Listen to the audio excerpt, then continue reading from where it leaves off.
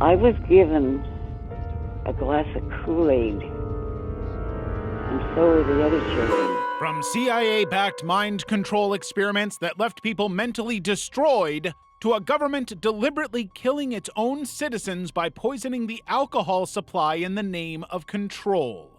These are 26 disturbing conspiracy theories that were once dismissed as crazy talk, but turned out to be true.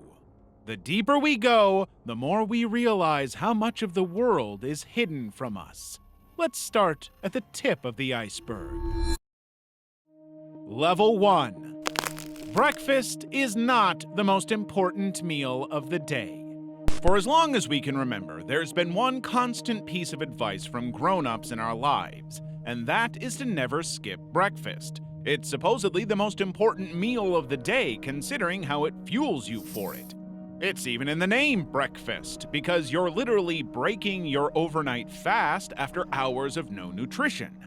However, now that medical field is more advanced than it has ever been, and extensive research is relatively easy. Most people have realized that this claim is not true. In fact, it may even be highly misguided considering how it's more rooted in marketing and religious ideology rather than nutritional science. Honeycomb cereal, part of this big, complete breakfast. In late 1877, with the rise of the Industrial Revolution, came this new agility to life. Previously, heavy breakfasts that consisted of a large assortment of meats, cheeses, and other heavy foods were neither sustainable nor practical anymore, which is why Dr. John Harvey Kellogg, a member of the Seventh-day Adventist Church, took this as his chance to come up with a breakfast alternative that would fuel his own beliefs. Kellogg was a strict man and a strong advocate for a bland vegetarian diet. He was under the belief that having any sort of seasoning or flavor in his food would lead to promiscuous and immoral behavior. To promote this dietary regimen, he developed corn flakes as a health food intended to suppress passions and promote purity. His brother, Will Keith Kellogg, soon joined the venture and started adding sugar to the flakes to make them more appealing. And as the product began to gain traction, other companies followed suit and began to develop their own versions of the product. That's when the phrase, "breakfast is the most important meal of the day," really began to take off. Not as a medical consensus, but as a clever advertising campaign for their otherwise boring food products. Eventually, as women began entering the labor force, cereal companies saw a new target: working moms. Convenience became their strongest selling point. Everything from pre-packed cereals and instant oatmeal to orange juice and quick on-the-go meals were now being marketed as the only way to make sure families stayed healthy and productive. For them, breakfast was no longer just a meal, it was now a moral and economic responsibility. Eventually, the idea got so ingrained in Western culture that it became a defining part of modern living. But here's the thing. While no one can deny that breakfast can be an important meal for many, the universal claim of it being the most crucial meal lacks any solid scientific backing. The number of meals a person eats in a day mostly depends on their caloric needs and lifestyle. Imposing the idea of one meal being life-altering while others, not so much, is just absurd. This isn't a one-size-fits-all situation. So, for lack of a better word, one of our most generationally pushed ideas about breakfasts was mostly just a long-running marketing scheme backed by a lot of capitalist ambition. Tunnels under Brooklyn. Secret tunnels have mostly been the tale of storybooks only, but in early 2024, that storybook idea took a very real turn when a series of fairly covert tunnels were discovered beneath the Chabad Lubavitch World Headquarters in Crown Heights, Brooklyn. These underground passages were directly connected to the synagogue and were reportedly part of an effort to expand the structure of said synagogue. And naturally, where there are hidden passageways, there are conspiracy theories. According to sources, the tunnels were initially dug by two Yeshiva students who took it upon themselves to see through to the expansion of the synagogue. It had been talked about for years, and with no action in sight, they took matters into their own hands. While the intention may have come from a place of religious zeal and sincerity, the method wasn't only illegal, it was highly dangerous. As a result of that, the tunnels were kept hidden from the public and even from local authorities. It wasn't until an anonymous tip reached the police that they were exposed. Upon inspection, the tunnel stretched roughly 18 meters and connected multiple buildings underground. And while that alone is strange, what's worse is how unstable the structure turned out to be. The passages were hastily made, structurally unsound, and at serious risk of collapse. City officials ordered the tunnels to be filled in immediately, but when cement trucks arrived to do the job, a group from within the community actively resisted. Some even occupied the tunnels and had flat-out refused to leave. They were essentially using their presence as a way to stop the trucks from sealing the place. Eventually, they had to be physically removed from the premises and arrested before the tunnels could finally be closed. That incident led to even more fallout, because the tunnels had been connecting several buildings, including the main synagogue. All of them had to be evacuated. The underground digging had compromised their foundations to the point where collapse was a real possibility. The structures had to be reinforced before people were allowed in. Now, obviously, a story like this was going to attract attention. Almost instantly, the internet lit up with wild theories, and the tunnels became an object of the most absurd conspiracy theories. There were claims all over the internet that the tunnels were being used for trafficking or other hidden operations. Some even tried linking them to the nearby Jewish Children's Museum, but officials found no evidence to support any of that. Level 2. Volkswagen Emissions Scandal. Early 2000s were some of the most important years in the US automotive industry. New rules in the Clean Air Act had recently been implemented, and most leading ladies in the automotive industry were shuffling to stay out of the United States Environmental Protection Agency's radar. One of these rules was that the nitrogen oxide emission in diesel cars had to be reduced from 1.0 grams per million to 0.07 grams per million. A few years later, in 2008, VW introduced their clean diesel cars that were finally in the markets for 2009. These cars instantly gained a lot of backing from the customer base.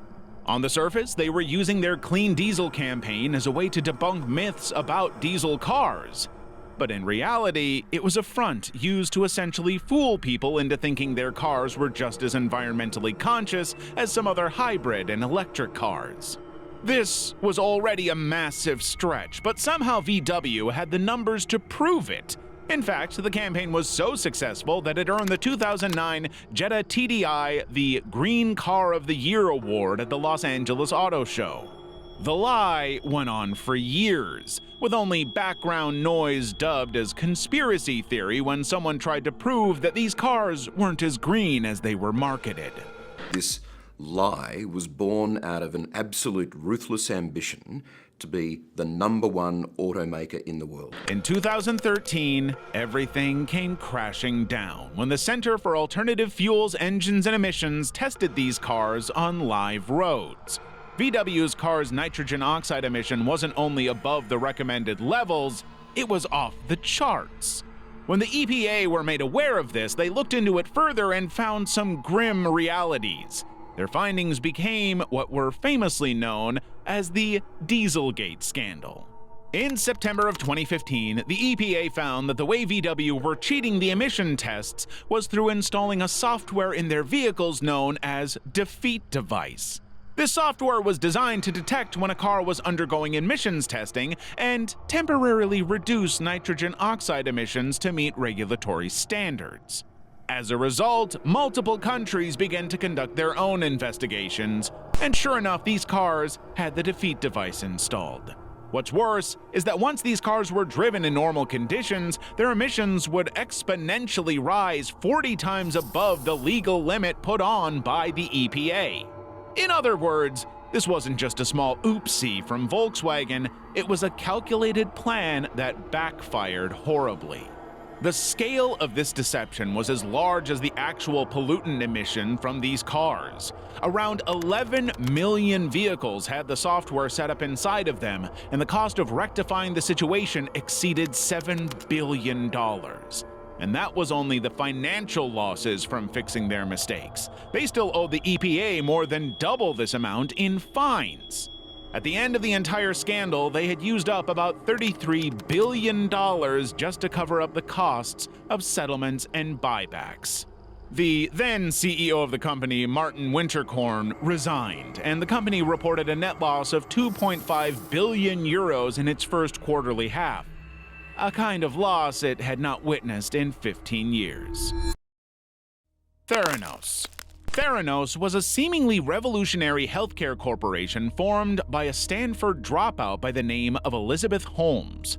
Holmes started the company in 2003 when she was only 19. In a matter of a few years, it went from being only a far-off dream to one of the highest-valued corporations in healthcare. And Elizabeth went from being a Stanford dropout to Forbes' youngest and wealthiest self-made female billionaire in the United States. Theranos was understandably a highly sought-after company. In 2014, right before it was about to hit the rocks, it was valued at a whopping $9 billion, and for a good reason. Theranos claimed to have revolutionized blood testing. They promised the world a brand new technology that enabled them to perform over 200 diagnostic blood tests with only a single drop of blood. In retrospect, this sort of technology sounds laughably challenging, but at the time it was taken as fact despite the very evident lack of any peer-reviewed data. Unfortunately, for years, there were only whispers of foul play surrounding the company. Most of them would usually be dismissed as archaic traditions or propaganda against the new beast of healthcare. In the meantime, Theranos was accumulating investors over investors, and as a result, wealth over wealth.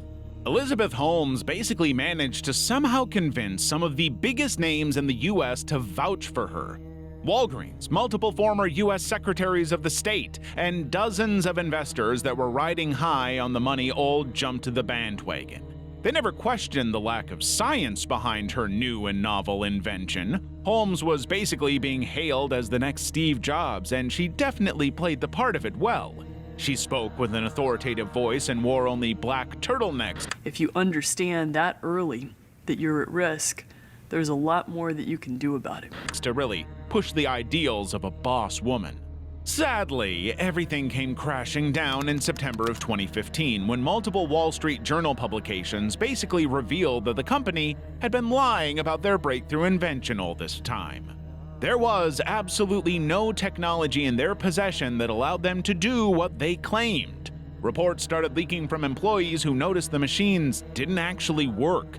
Most of the tests were being secretly run on third-party machines from other companies. That most of their blood tests were run on commercial analyzers made by third-party companies. And the results were often wildly inaccurate. And then there was Holmes herself. Her demeanor and very performative dressing reportedly turned out to be completely fake. Rumors started floating around that she allegedly faked her deep voice to be taken seriously. Employees claimed that she basically had an on and off switch that would slip when she wasn't being filmed. In 2022, she and her COO were finally convicted of fraud and conspiracy. Even in the current modern landscape, a one drop of blood super test that would diagnose everything wrong with a person sounds, well, impossible. That's not to say that microsampling for blood tests is a work of fiction. In fact, it's a very legitimate area of research and has been under work for years now. But keep in mind that a concrete, foolproof test is yet to come out of it. Tobacco industry cover-up. Perhaps one of the biggest scams to ever be orchestrated on the entire human race was by the tobacco industry. In the early 1900s, smoking wasn't just a trend, it was a lifestyle. Practically every breathing adult who was still managing it was partaking in it regularly without being aware of its side effects. It was so normalized that people would customize their lighters and smoking gear as accessories for different occasions. The thing is, the reason these people weren't aware of the side effects wasn't because they chose to compromise their quality of life. It was because the tobacco industry was actively denying any detrimental impact of their products on a person's health. For literal decades, there were multiple whistleblowers who would randomly come out to speak out against these companies. only to be shut down completely or be threatened into a brutal lawsuit.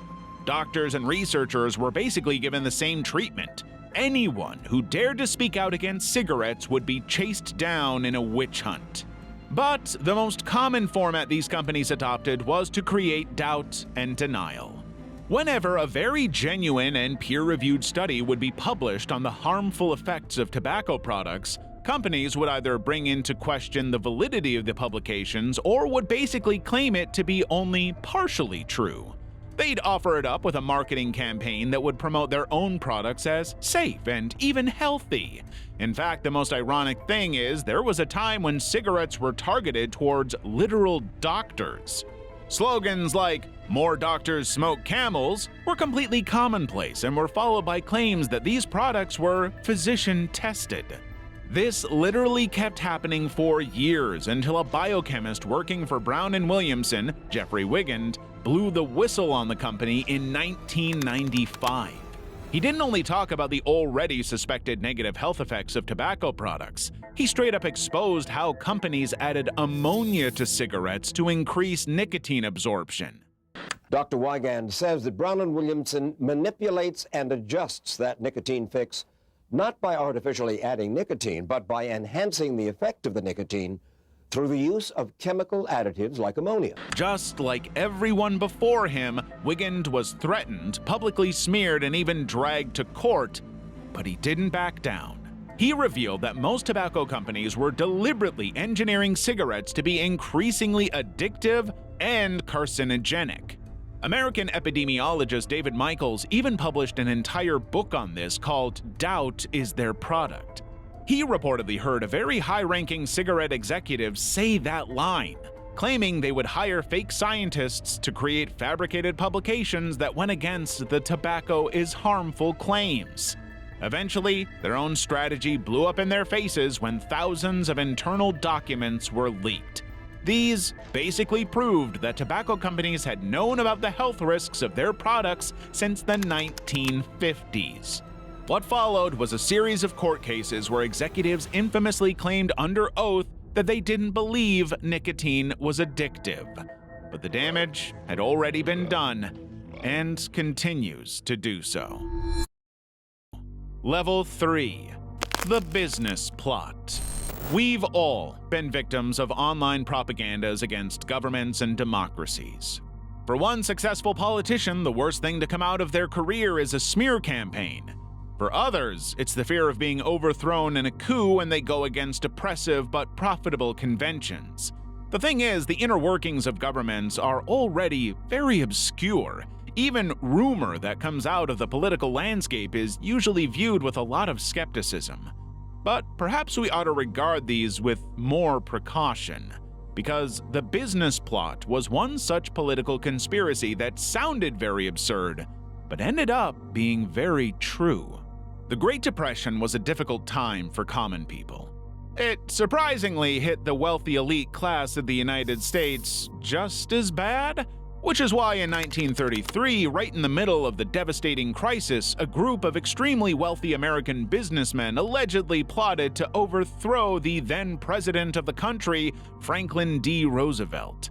Conservative businessmen of the time did not like the president because of his certain liberal views. They were under the impression his favor of the working class would lead the country to bankruptcy. But in reality, he was just someone who would get in the way of their highly exploitative money-making.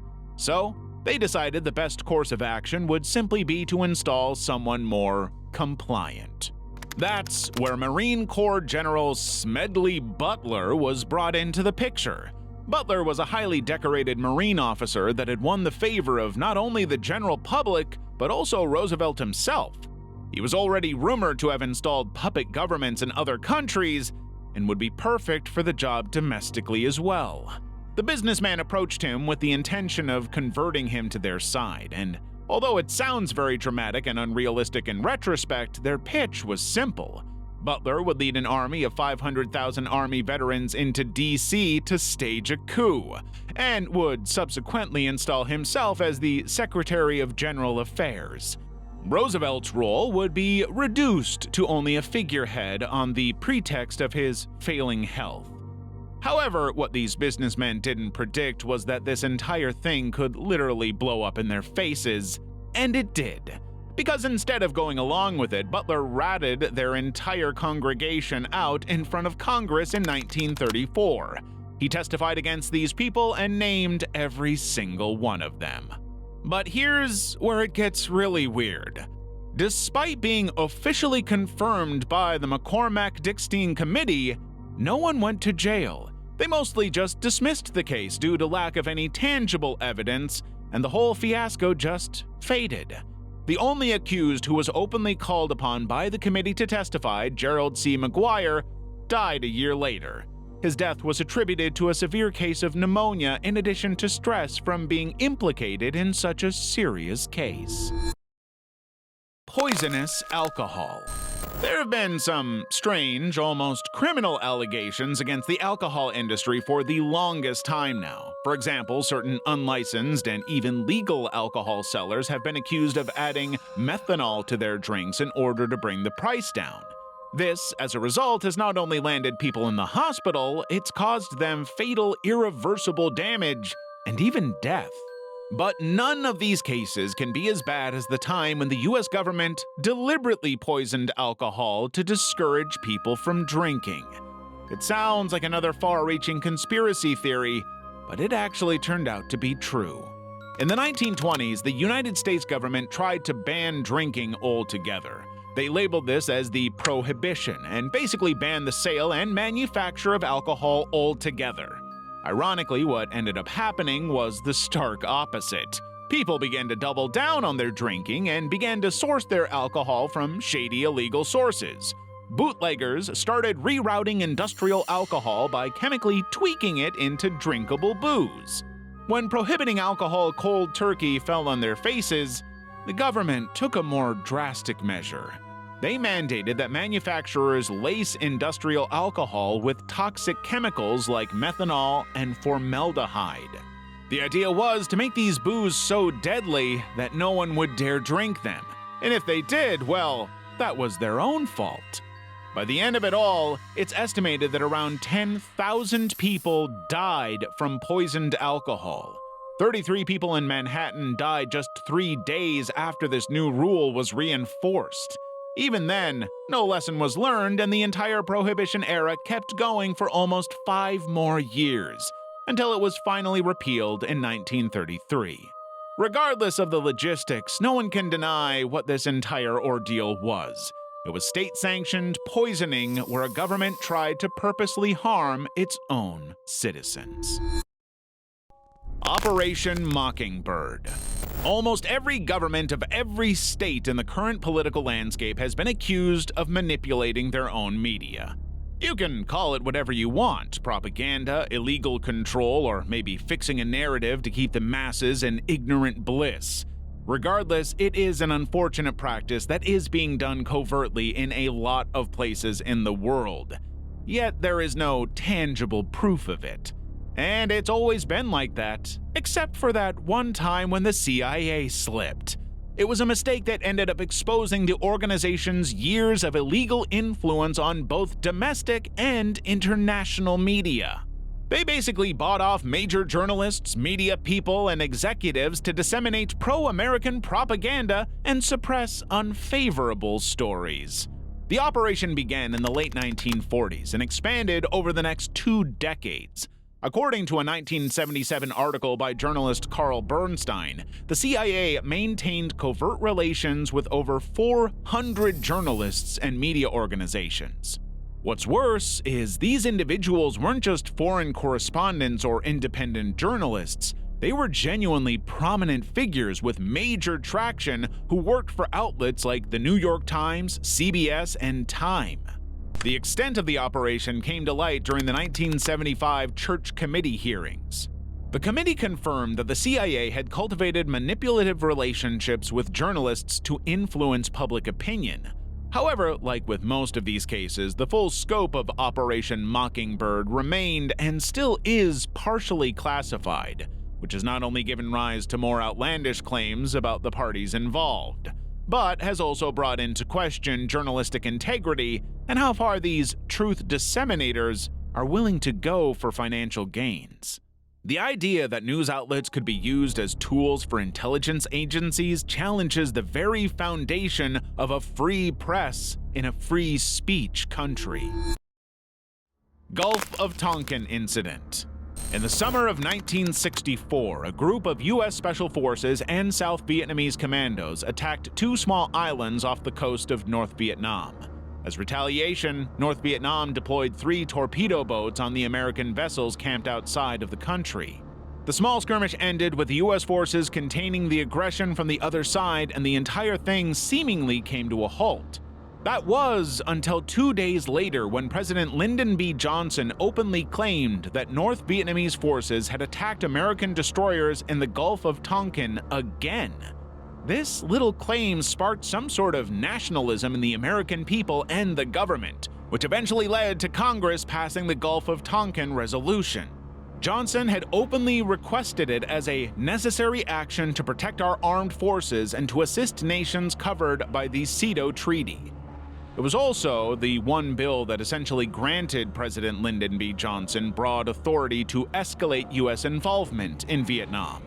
Decades later, declassified documents and first-hand accounts revealed that the second reported attack likely never occurred.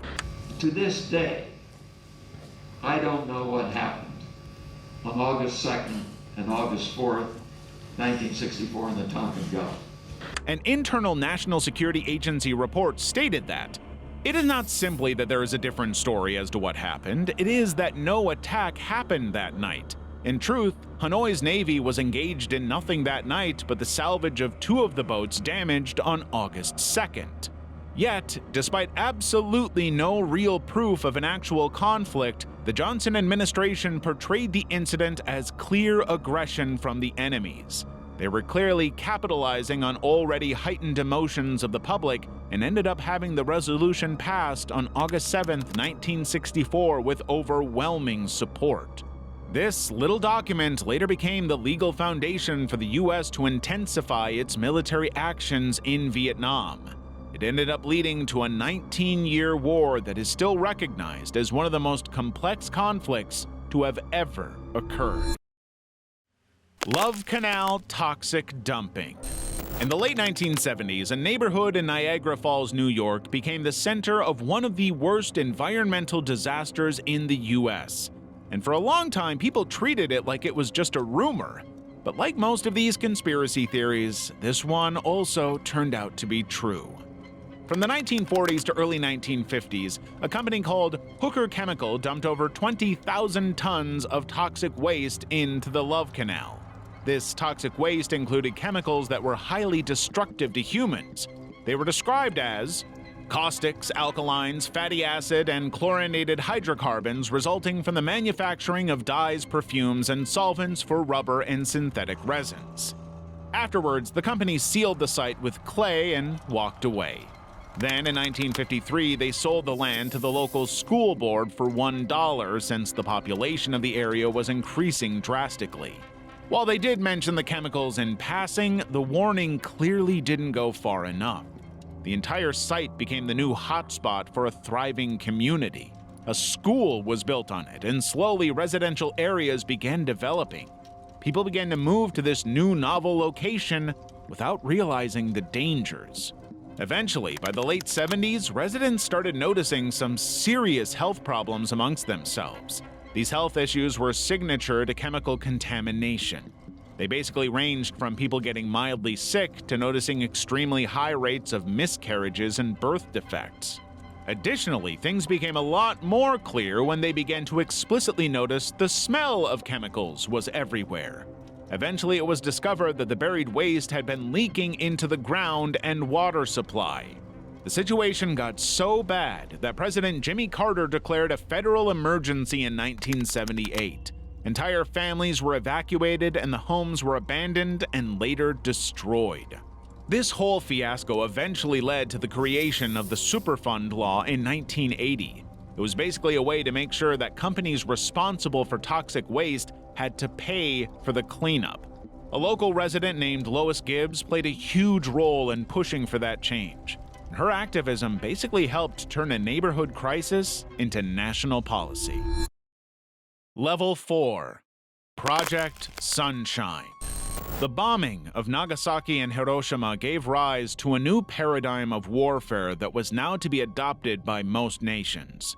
Nuclear weapons were now inevitable and were being excessively tested around the world, with the US being on the forefront of it all. These tests gave rise to further questions that, at the time, had no answers. Questions relating to what nuclear fallout would do to a healthy person's body were something no one knew the answer to, yet. This chilling new reality compelled the US federal government to pursue those answers itself. What came out of it was a project called Sunshine, a series of experiments that were the stark opposite of the very cheery name they were given. No, the project definitely was not sunny at all. The aim of the project was to collect healthy human cells and tissues to test them for the potential hazards of nuclear fallout. On paper, the project was anything but malicious, noble even, but in reality, there were some dark and disturbing practices taking place behind the scene. Years after the project had concluded, declassified documents came into the limelight that showed a completely different picture. In order to gather enough data for the scientists to make some sort of discovery about radiation poisoning, they needed human tissue. Young human tissue was the most sought after since it was rapidly developing and would exhibit amplified results. One of the commissioned researchers on the project, Dr. Libby, even went as far as to say, "I don't know how to get them, but I do say that it is a matter of prime importance to get them, and particularly in the young age group. So human samples are of prime importance, and if anybody knows how to do a good job of body snatching, they will really be serving their country." And the human tissue they managed to obtain was illegally harvested from bones of deceased young people. Most of the time, the already grieving families would not be informed. The agents in charge of collecting samples would go as far as to take entire limbs from cadavers without permission. This wasn't only a gross misuse of authority, it also went against all rules of healthcare ethics. Years after the project had concluded, families finally began finding out that their loved ones had been victims of such brutality. But by then, there wasn't much they could do. Operation Northwoods. Operation Mockingbird and the Gulf of Tonkin resolution did not even scratch the surface of the immense amount of shady business the US government has been doing since the dawn of time. Back in 1962, during peak Cold War tension, the US military came up with a plot that would start an all-out military conflict with Cuba. The Department of Defense and the Joint Chiefs of Staff put together a detailed plan called Operation Northwoods. That, on paper, was meant to build public support for military intervention in Cuba. But the way they were fully determined to capitalize on a nationalist sentiment turned this into something else entirely. The idea was so simple, which is why it would have been just as effective and terrifying if followed to completion. The plan was to stage out violent acts against American civilians and military targets, and then blame it all on the Cuban government. They laid out detailed scenarios where they would sink boats, stage bombings, and even hijack planes. One particular detail even went as far as to suggest faking the crash of a passenger jet with fake victims to stir public outrage. They weren't even vague about it either. Their language was extremely cold, calculated, and direct. It would have definitely been enough to manipulate the public into demanding a war with Cuba. But regardless of what the repercussions of it were going to be, it has to be labeled as it is, a manufactured crisis for the sake of war.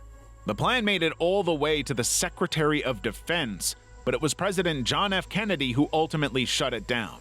He rejected the proposal, and it was shelved. Cambridge Analytica.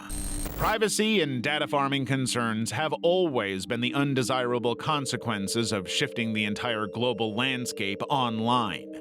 So many major tech giants have been taken to court simply because they are still unable to understand how their online presence is so personal. It's almost as if our smartphones are spying on us. Despite the copious amounts of information and transparency from major platforms, there are certain data practices that are dubious. The biggest example of barely legal data cultivation can be taken from the Cambridge Analytica scandal in 2018. In the mentioned year, insider information revealed that the political firm had been involved in harvesting personal information from millions of people without their consent. They did it through an app that would redirect people to a seemingly harmless quiz.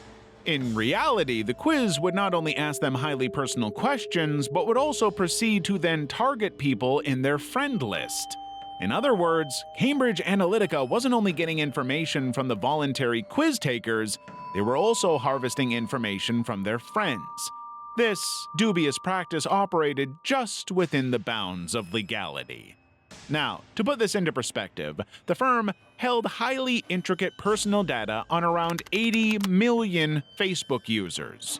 That's 80 million people whose information could be weaponized enough to completely alter the course of an entire political campaign. And predictably, that's exactly what happened.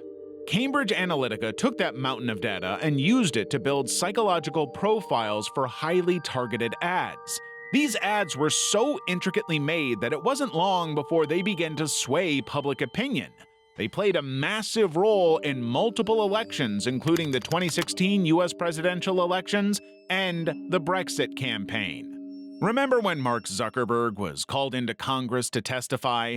The entire ordeal became extremely viral on social media and was a target of so many hilarious memes.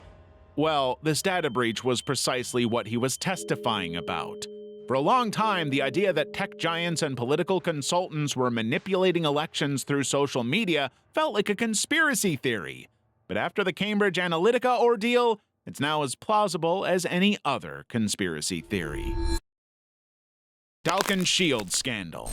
The healthcare industry is, quite literally, the most important industry in the current modern landscape. It's among the most active and capital-intensive sectors globally. It's also, unfortunately, a target of some of the worst fads and truly dangerous ideas ever. Since, in a way, the entire sector does leverage off of weakness and vulnerability. Before Theranos ever happened, we had another deadly invention that was initially very hyped, but ended up ruining the lives of almost 90,000 women. In the early 1970s, a new form of birth control hit the market. It was an intrauterine device, IUD, called the Dalkin Shield by a company called A.H. Robbins. The company basically pushed it as their signature product and claimed it as a safer, more effective alternative to the pill. The marketing was definitely working since it didn't take too long for the media to start claiming that this product was revolutionary. Eventually, everyone began to be swayed by it and was now being used all around the healthcare industry.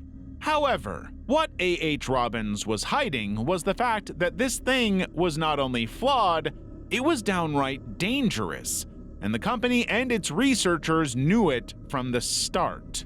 The Dalkin Shield had a fundamental design issue that made it very dangerous for women. The string it used was made of a synthetic material that couldn't be properly sterilized. As a result, it became like a literal breeding ground for the bacteria in the uterus, which naturally meant severe infections that ended up creating a plethora of reproductive complications, including inflammations, miscarriages, and in a lot of cases, infertility. But that's not even the worst part. The worst part is, 5 women ended up losing their lives over the severe infections the IUD was causing. The company could deny it as much as it wanted, and it definitely did for quite a while. Its medical director personally wrote to the British Medical Journal claiming that there was no direct causal relation between these fatalities and their product. And even as reports of complications poured in, they didn't issue recalls. They downplayed the issues and blamed it on improper insertion or patient hygiene. Unfortunately, it was too late because the damage had already been done. More than 300,000 women had filed lawsuits against A.H. Robbins, and soon after, the company filed for bankruptcy. Asbestos industry cover-up.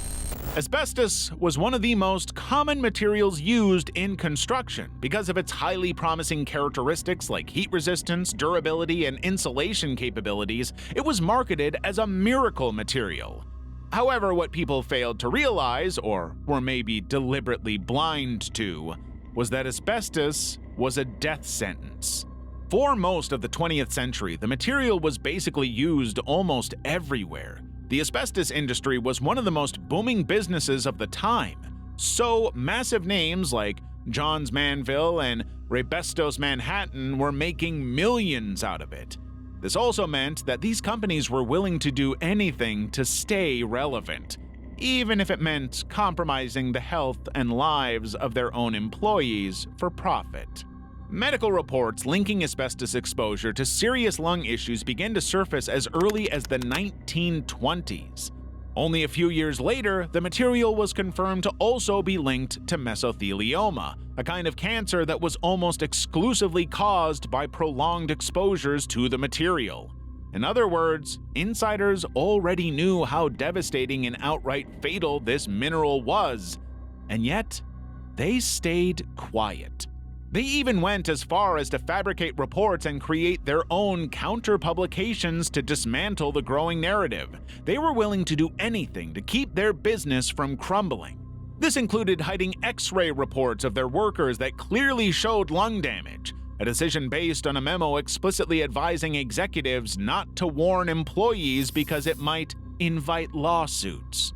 It wasn't until the 1970s and 1980s that the first lawsuits came pouring in. Whistleblowers and investigators revealed the extent of the cover-up, and eventually the industry began to crumble under the weight of its own lies. Johns Manville filed for bankruptcy in 1982 and were forced to create a trust fund to pay off their affected workers. Operation Snow White. In the 1970s, the Church of Scientology carried out one of the largest known domestic infiltration operations in U.S. history. It was called Operation Snow White, and while the entire thing sounds like a story straight out of a horror film, it's actually a real event that really happened. The goal of the church was to protect the cult's image by removing any government records that portrayed it and its founder, L. Ron Hubbard, in a negative light. But rather than going through legal channels, they decided to take it upon themselves to be judge, jury, and executioner. Between 1973 and 1977, members of its Guardian's Office infiltrated more than 100 government agencies. They managed to break into some of the most major organizations of the country, including the IRS, DEA, and NIH. Around 5,000 Scientology operatives were put to work. Their job was to pose as sector-specific workers and sneak into secure areas. Subsequently, they were to steal any implicating documents, wiretap phones, and simply just gather as much intelligence as they could. The church was already in deep waters with these agencies, which made the higher-level executives try to take the matters into their own hands. Things came to a head in 1977 when the FBI raided Scientology offices in Los Angeles and Washington, D.C. The raid uncovered thousands of stolen documents and plans of conspiracy. They also dug up proof that the church's leadership were fully aware of the operation that was being conducted, and may even have had an active hand in encouraging it. As a result, 11 senior members of the church were convicted, including L. Ron Hubbard's wife, L. Mary Sue Hubbard. Ron himself was named an unindicted co-conspirator and eventually ended up distancing himself from the public eye. For years, claims of Scientology's interference with federal agencies were dismissed as speculation. But Operation Snow White wasn't just a rumor. It was one of America's biggest infiltration scandals. And ironically, it didn't come from a hostile foreign power, but rather from a domestic cult. Level 5. Gulf War Syndrome. The Gulf War, the American-led conflict between Iraq and a 42-country coalition, is perhaps one of the biggest modern warfare operations of the century. It took place between 1990 and 1991 and became one of the most widely covered conflicts in the contemporary world. And even though this war isn't that old, like most violent conflicts, it came with consequences. One particular issue that came out of the Gulf War wasn't political, it was surprisingly medical. Gulf War syndrome was the name given to a set of symptoms that many veterans unexpectedly developed after the war. These symptoms were diverse and ranged from chronic fatigue, joint pain, and gastrointestinal problems to memory loss and insomnia. A wide array of symptoms suddenly showing up in a very specific group of people was strange, to say the least. Doctors couldn't figure out what the actual cause was, so many of them just attributed it to stress or a trauma response. For the longest time, the symptoms were brushed off. Articles were published arguing that this particular war wasn't any different from regular service, and most of the time, the veterans weren't taken seriously, no matter how severe their symptoms became. But over time, things started to unfold. Research eventually linked these symptoms to exposure to a nerve agent called sarin, which was released during the bombing of Iraqi chemical weapons facilities. Still, many veterans believe their symptoms were too extreme to be explained by just low-level exposure. One vet reportedly lost 40 pounds after the war, had blood in his urine, and developed a rash so bad he couldn't sleep through the night. That's not something you can just shrug off as a result of a minor chemical exposure. Allegations came up that government agencies were not willing to acknowledge how widespread the exposure really was. Some reports even claimed that the real information about these chemical exposures was withheld deliberately in order to downplay the intensity. As a result, people began to wonder if this was part of a cover-up to some bigger conspiracy. Eventually, the symptoms were officially recognized as a real condition. Veterans affected by Gulf War syndrome were given disability compensation, but the lack of early recognition left a lot of vets feeling like they were abandoned by the very system they fought for. Syphilis experiments. As tragically true as this statement is, uninformed medical experiments have been a distressingly common practice. Most governments are guilty of using humans as subjects of their covert research, and tragically most of these individuals end up suffering from severe long-term medical conditions. The worst part is, since these experiments are non-consensual, most victims never find out the true cause of their sudden declining health. Many of these covert medical research projects are often dismissed as conspiracy theories by the public, but the Tuskegee and Guatemala syphilis experiments weren't just rumors. They happened under official government watch in absolutely horrific conditions. Let's begin with the Tuskegee experiments. Back in 1932, the U.S. Public Health Service initiated a research in Alabama to study the max effects of syphilis in humans. They wanted to see what would happen to a human body if the disease was left untreated. So they rounded up around 600 men from impoverished black communities and promised them free health care if they took part in their research.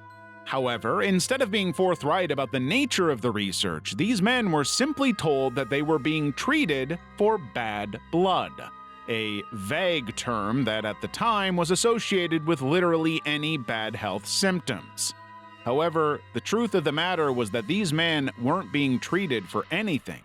In fact, over 300 of them already suffered from syphilis, and the very nature of the study was to make sure that they received no treatment whatsoever. It was literally the complete opposite of what they were initially told about being treated for bad blood. Even when penicillin became widely available in the 1940s as a cure, the doctors in charge refused to give it to them. They let these men suffer for 4 decades just to observe the disease.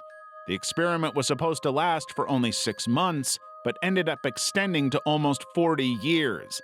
And in those 40 years, many of the unwilling participants suffered from extreme health consequences, and around 100 of them lost their lives.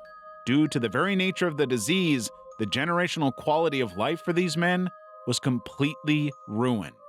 The unethical nature of the study was exposed in 1972, which resulted in a class action lawsuit that was settled for $10 million. But in 1997, Bill Clinton issued an apology to all the victims and their family. What the United States government did was shameful, and I am sorry. Now, while keeping the Tuskegee victims in mind, let's shift the lens to Guatemala, where in 1946, U.S. researchers actually infected around 1,300 people with syphilis without their consent. Prisoners, psychiatric patients, soldiers, even young people were exposed to multiple deadly STDs through direct injections or other much more disturbing methods. Like the previous experiment, these people weren't treated either. About 80 of them ended up succumbing to their conditions. When the truth finally came out in 2010, a rinse and repeat method was used to bury it. The U.S. president of the time issued an official apology, and a few international laws were set in place to prevent anything similar from happening in the future. Which is very ironic, considering how the man responsible for both of these experiments, John Cutler, ended up becoming Assistant Surgeon General of the U.S. Public Health Service. Nayera testimony. The common theme we've seen through this video is the copious amount of war propaganda tactics launched by governments. The tried and tested formula is usually the act of releasing some sort of information about an alleged war crime committed by a certain group, followed by a campaign that openly calls for action against that war crime. We saw it in the Gulf of Tonkin case, and we're seeing it again now. The Gulf War between Iraq and a US-led 42-country coalition definitely had its own set of complexities that led to its official justification. We won't get into those at all. However, the one thing that ultimately gets lost in the translation is the fact that war propaganda is inherently problematic, regardless of who is perceived as the bad guy. Before the Gulf War began, around 31% of US citizens were against it. Sure, the support was still pretty drastic, but it wasn't a unanimous consensus. A lot of people still believed that an all-out conflict was not the answer.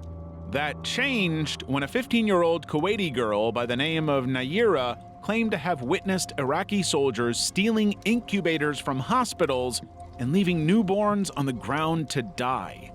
The testimony was gut-wrenching, powerful, and did exactly what it needed to do: elicit sympathy from the American public so that they would be unanimously in support of the war.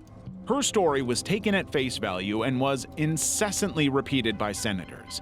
It was used by President George H.W. Bush in speeches and was brought up in discussions at the United Nations. It became one of the most emotionally charged justifications for launching military action in the Gulf, and people were all for it, even those who were against it initially. A few years down the line, though, it was found out that the story was fully fabricated. The girl, Nayera, was actually the daughter of the Kuwaiti U.S. ambassador at the time, Saud Nasser al-Saud al-Sabah, and they, in coalition with the PR firm called Hill & Knowlton, devised the entire story precisely to light the flames of war. There were no verified report or hospital records of babies being pulled from incubators. Doctors on the ground later denied that anything like that had ever happened. But what was the point now? The damage was already done. The outrage was generated, and a war was fought. Operation Paperclip. There's something deeply unsettling about finding out that some of the most celebrated minds behind American space operations were once working for Nazi Germany. In 1945, after World War II ended, the U.S. initiated a program known as Operation Paperclip. The goal of the program was to recruit as many German scientists and engineers to help the U.S. with their own military and space technology during the Cold War. Many of these people had previously been members of the SS and SA. One of the most prominent recruits of the program was Werner von Braun. Braun was an aerospace engineer known for bringing rocket technology to pre-World War Germany. His most notable invention was the V-2 rocket. Later on, he became just as indispensable to the US. He was a leading figure in NASA and worked as a chief architect for Saturn V, the launch vehicle that was essentially a precursor to the Apollo moon landing. Similarly, Hubertus Strunghold was an aeromedical researcher for Nazi Germany's Ministry of Aviation. He later went on to be labeled as Father of Space Medicine for his work in helping NASA develop spacesuits and space life support. It was Strunghold who coined the now very innovative fields of astrobiology and space medicine. All noble work, no doubt, but his war crimes did come into the limelight posthumously. He had credible allegations tying him to horrific Dachau experiments in World War II. American investigative journalist Annie Jacobson looked into 21 prominent scientists recruited in Operation Paperclip. What she found out was far more insane than what was initially thought. 15 of these intellectuals were active party members. 10 worked in branched groups like SS and SA, and around 6 of them were tried in the Nuremberg trials. For decades, the details of Operation Paperclip were kept hidden. Its ethical implications were large. Level 6. Project MK Ultra. Dr. Ewan Cameron's experiments.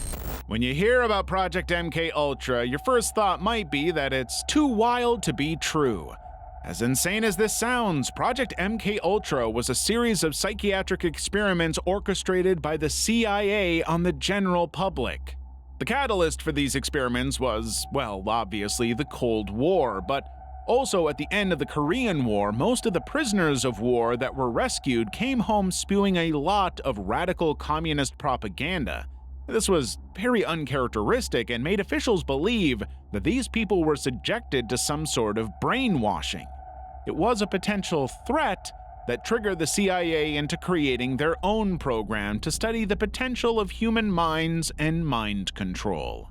Now, this entire narrative, given its shocking and frankly very fictional premise, might understandably sound extremely absurd.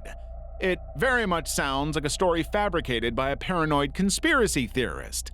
Yet as hard as it is to believe, Project MK Ultra is very real and has a legacy submerged in harrowing moral crimes.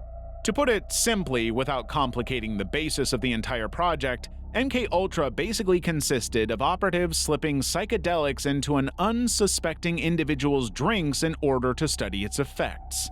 Most of these individuals were vulnerable people who were either admitted to psychiatric hospitals or were generally isolated from the world. They were then subjected to intense forms of torture and subsequently studied through a psychological lens. The one institution that came under a lot of scrutiny for being a front for Project MK Ultra was the Allen Memorial Institute. It was headed by a Scottish psychiatrist, Donald Ewan Cameron, who used the institute's patients as test subjects in his highly questionable experiments. While there were a lot of horrific methods used on these people, the most common of Cameron's techniques included this one called de-patterning. This method involved erasing a person's memories and personality through a series of dubious medical practices. These practices included, but were not limited to, electroconvulsive therapy, drug-induced comas, and sensory deprivation. Patients who came in for things like anxiety or mild depression issues were unknowingly enrolled in these experiments. They were subjected to extreme electroshock therapy way beyond the recommended levels, were placed in drug-induced comas for weeks at a time, and had tapes of certain messages played on loop in their ears, sometimes for 16 hours a day. This was called psychic driving. This, according to Cameron, intended to completely erase that person's personality and install new behaviors into them. However, the only thing these experiments managed to do was leave its victims with permanent memory loss and cognitive damage. Completely normal people would leave their treatments as husks of their previous self. They would develop additional mental health issues pertaining to the conditions they were subjected to. One victim's daughter states, "Her emotions were stripped. It took away her soul." Ultimately, the truth about Project MK Ultra came out in 1970, but even then, nothing was very explicitly clear. In fact, even to this day and age, the CIA tries to erase and hide all possible details of this project. Thalidomide tragedy. While we've already seen so many violations of medical ethics in the previous cases, the thalidomide case is often seen as one of the darkest ones yet. Corporate interest has always been prioritized over public interest and safety. The Theranos case showed that, the A.H. Robbins case proved it, and now the thalidomide tragedy is just hitting it home. It was a pharmaceutical disaster that exposed the true nature of how far businesses were willing to go for their financial interests, even if it was at the expense of their customers. In the late 1950s, a miracle drug was advertised as a treatment for anxiety, insomnia, and tension was introduced to the world. It was simultaneously marketed as a treatment for morning sickness and pregnant women, and was claimed to be completely safe. Unfortunately, what the manufacturers failed to relay was the little fact that this medicine was not tested on pregnant women. Their claims of it being safe were quite literally conjured out of thin air. Obviously, with pregnant mothers taking the medicine, the damage would be generational, and that's precisely what happened. An alarming number of these pregnancies ended up in complications and severe birth defects. Many of the children born had underdeveloped or even missing limbs. Severe deformities like phocomelia became so commonplace that a medical disaster was declared. There were over 10,000 official victims, with many more being unrecorded or not publicly acknowledged. This may not exactly tie into the entire scandal, but the company behind the drug, Chemi Grunthal, had a pretty notorious reputation even before thalidomide hit the markets. It was founded by a Nazi Party member by the name of Hermann Wirtz, who subsequently hired multiple Nazi chemists and doctors to develop their products. It was later revealed that there were around 20,000 victims of the drug, and about 40% of these had fatal complications. The drug was eventually withdrawn from most markets. Surprisingly, in the United States, thalidomide was never fully approved for public use. That decision was largely due to the work of Dr. Frances Kelsey, an FDA officer who refused to approve the drug despite immense pressure from the healthcare industry. Her stance basically prevented a major national health crisis that had tragically taken over the rest of the world. Radium girls. Radium is a naturally occurring radioactive metal that was first discovered in 1898 by Marie Curie and her husband, for which they won a Nobel Prize. In the next few years, the metal went on to become almost this novel substance that was believed to literally be the cure to every ailment. People were under the belief that ingesting radium would help increase their energy levels and would give them a good long life. In addition to its very misplaced health benefits, radium also showed physical properties that made it stand out. One of the most rare of these characteristics was that it glowed in the dark. Naturally, companies found a very interesting and practical use for it. They began hiring people to paint clock dials with radium to make time visible in the dark. Most of their hires were young, ambitious women with a penchant for art. The job itself was compared to painting and paid fairly well for that era. The only requirement was that you had to be very precise with your strokes. For that very reason, the employees were encouraged to use a technique called lip pointing. It was a method that required them to shape the paintbrush tips with their lips to keep the bristles close together. When they questioned the technique's safety, they were repeatedly told that it was harmless. It wasn't. You see, contrary to the popular belief, radium is actually very, very detrimental to human health. Even minor exposures to the substance can have lasting consequences on the body, let alone outright ingestion. The cruel irony was that these very women were explicitly encouraged to continuously lick the substance from paintbrushes. The aftermath of the ingestion did not manifest instantly. The symptoms began to show themselves years after. These women suddenly began suffering from horrifying health issues. They had their teeth fall out and their jaws completely perforated. Some even developed fatal bone cancers and were basically left to die. By 1927, more than 50 of these women had unfortunately passed away from extreme pain. One standout is the case of Molly Maggia, a 22-year-old who literally had her jaw fall off her face before she succumbed to her condition. Eventually, multiple lawsuits began to surface against radium companies, which were thankfully won. The survivors received compensation, and the metal was finally explicitly labeled as deadly. But, yet again, damage had already been done. Level 7. Bayer spread HIV. Contaminated hemophilia blood products became a major concern in the early 1980s when people were just starting to become aware of AIDS.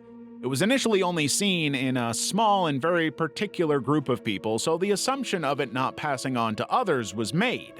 Unfortunately, in 1982, an official report stated that 3 hemophiliacs were now infected. Naturally, this became a precursor in researchers discovering that the virus was being spread through blood products. You see, hemophilia is a severe genetic disorder that prevents blood from clotting in the body. The protein that causes blood clotting, factor VIII, is absent in people suffering from hemophilia, which makes them so much more susceptible to uncontrollable internal and external bleeding. The way to manage, control, and prevent this genetic disorder is by manually injecting factor VIII in your body. This factor VIII is basically sourced from donors all around and sold as a vial. Tragically, in the 1980s, HIV was so new that no routine testing was in place for it. Consequently, plasma for these life-saving products could be donated by virtually anyone without screening for the emerging virus. In the early 1980s, a large group of pharmaceutical companies was producing and selling this factor VIII. So when 3 hemophiliacs somehow contracted the disease, the affected countries' health agencies figured out that these products had been infected, and warnings were issued instantly.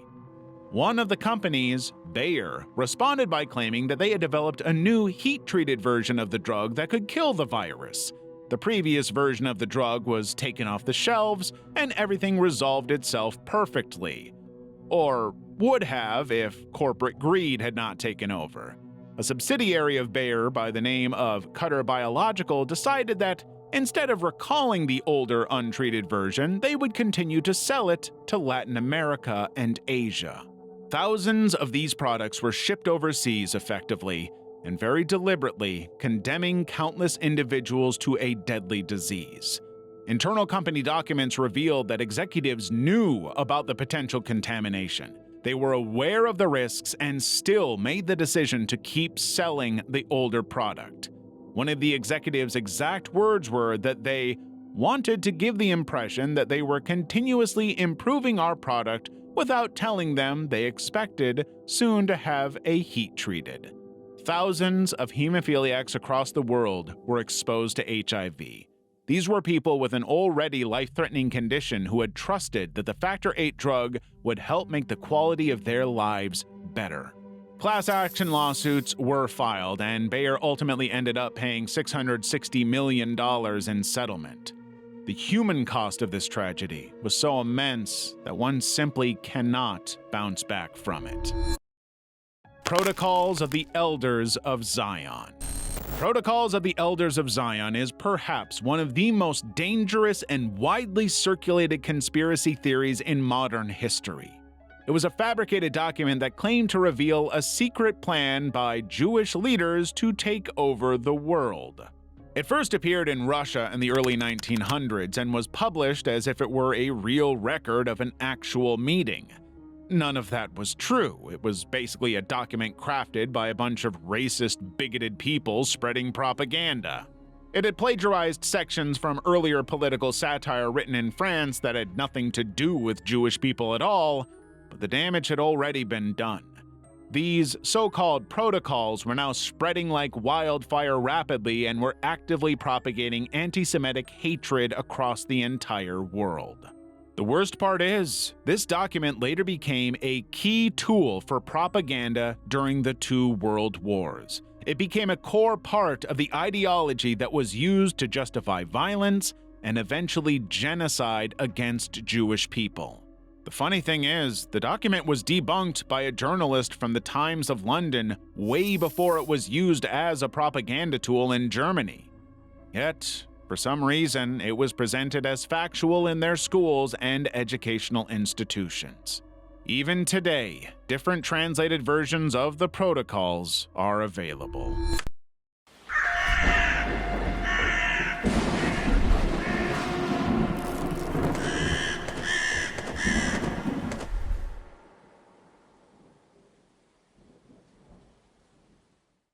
If you want to go even deeper into the darker corners of modern history, you should check out our video on the most disturbing internet trends, Iceberg, next.